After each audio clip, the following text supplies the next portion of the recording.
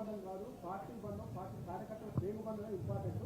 ఎంతటి వాదన గతంలో కూడా అనేక మందిని పార్టీ సస్పెండ్ చేసింది. అందులో కవిత భాగము, కవిత ఉంటే పోతే కూడా నేను కట్టబడ్డాను మాట్లాడాను. నేనేమంటున్నా బ్రదర్, వాళ్ళందరికీ ఏది చెప్తే స్క్రిప్ట్ రాసిస్తే అది మాట్లాడతారు. దాంట్లో ఏముంటుంది? ఇప్పుడు పెద్ద సంఘటన జరగడం ఏంటిది? నన్ను పార్టీ నుండి విడిగొట్టాలనేటటువంటి ఒక నిర్ణయం అది జరిగింది. జరిగిన తర్వాత ఇవన్నీ జరుగుతూనే ఉంటాయి, చిన్న చిన్న విషయాలు. అవంతా వ్యక్తులను సీరియస్గా తీసుకోవాల్సిన అవసరం లేదు. అల్టిమేట్గా నేనేమంటున్నా అంటే, నన్ను అడగకుండానే ఉరి తీశారు, కనీసం ఏమైంది అని కూడా అడగలేదు.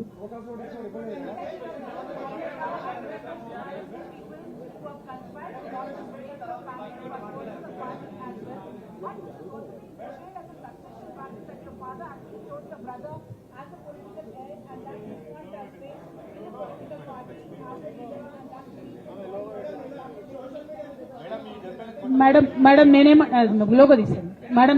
నేనేమంటున్నా అంటే నేనేమంటున్నా అంటే ఇప్పుడు నేను మాట్లాడే ప్రెస్ మీట్ చూస్తున్నటువంటి రాజకీయ నాయకులకు కావచ్చు, బీఆర్ఎస్ పార్టీకి సంబంధం లేని వ్యక్తులకు కావచ్చు, వాళ్ళకి ఇది ఒక ఎంటర్టైన్మెంట్, ఇది ఒక వార్త.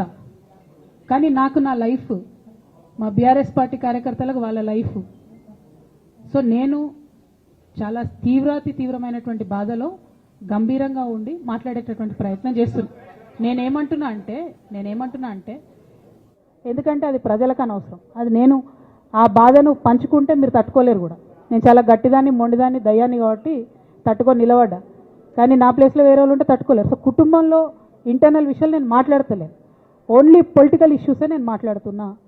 పొలిటికల్గా నన్ను సైలెంట్ చేసి, నన్ను సస్పెండ్ చేసి, పార్టీకి అనుక్షణం నష్టం చేస్తున్న ఆ ఇద్దరు వ్యక్తులను, వారి గుంపును, వారి ముఠాను పార్టీ ఎట్లా మోస్తుంది అనేటటువంటిది నా ప్రశ్న.